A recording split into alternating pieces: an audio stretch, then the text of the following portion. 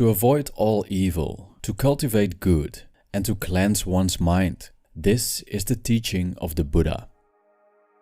Meditation has been scientifically proven to have many health benefits, like reduced anxiety and better emotional health. While this is great, I also see many people struggling with incorporating meditation in their daily routines. Even though it takes some effort to adopt new habits, there is one thing at play that doesn't like meditation at all. This is the mind. In this video, I'll explain why the mind hates meditation.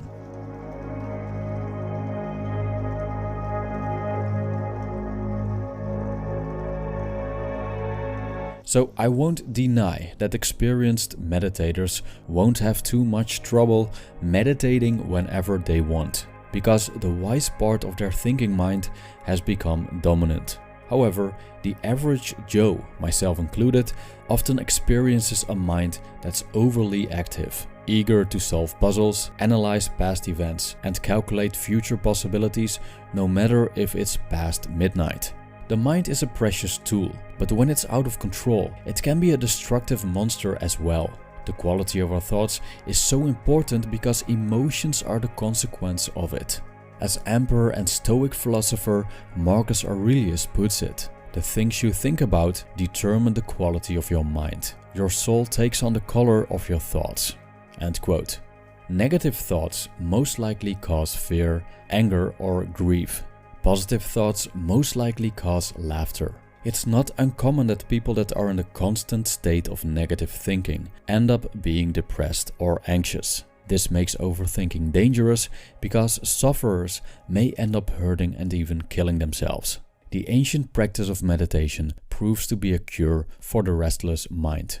The Buddhists call such a mind a monkey mind because it tends to jump from branch to branch. Currently, Western healthcare has begun acknowledging the benefits of meditation, so we increasingly see doctors prescribing it to their patients. The most common form of meditation is breath meditation. It's very simple, really. You just sit down or lay down and watch the breath. You can focus on how the breath enters your nostrils or how it fills up the lungs and belly. And you can also focus on the moments between the in and out breath. The mind will do anything to divert your attention to the thoughts it produces. And when that happens, you focus your attention back on the breath. And when it happens again, you again bring back your attention to your breath. The essence of this practice is that you don't engage with your thinking mind, but just let it be.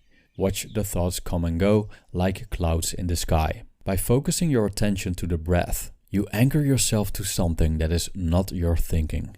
Even though the practice is so simple, it's incredibly difficult for many overthinkers to actually do it on a regular basis. I experience that the more active my mind is, the less I want to do it. Especially in the evening after a busy day with lots of distractions. My thinking is often so amped up that I would rather scroll down the Facebook feed or watch pointless videos on YouTube than sitting down for 20 minutes watching my breath.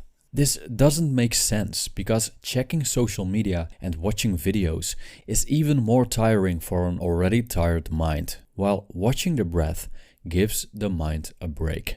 So what's the problem? The Buddha also noticed that it's difficult to tame the mind. I quote, "Wonderful indeed, it is to subdue the mind, so difficult to subdue, even swift, and seizing whatever it desires. A tamed mind brings happiness." End quote. The struggle is that the mind that knows that meditation is good for you is the same mind that doesn't want to stop thinking. This part of the mind doesn't like meditation. In fact, it hates it, simply because meditation subdues its very purpose, thinking. Now, we can make distinctions between mental states. A mindfulness-based therapy called dialectical behavior therapy that is used to treat mood disorders distinguishes three mental states: the reasonable mind, the emotional mind, and the wise mind. The emotional mind is a non-logical state that is dominated by emotions and creates a very subjective view on reality. The reasonable mind operates based on facts and is great at planning and analyzing. Both of these states, however, can be out of control. The wise mind is a healthy balance between the two. It's the part that knows what's best for you. In a state of turmoil, the little voice that knows that the mind needs a break is coming from the wise mind.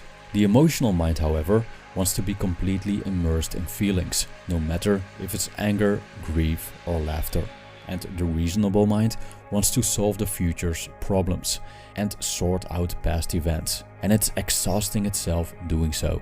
The stronger the reasonable and emotional mind are, the harder it gets to actually listen to the wise mind's voice.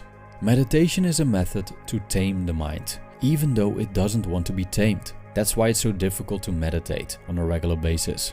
It's going against the very thing that the mind enjoys doing. Luckily, there's always a part in us that knows what's best.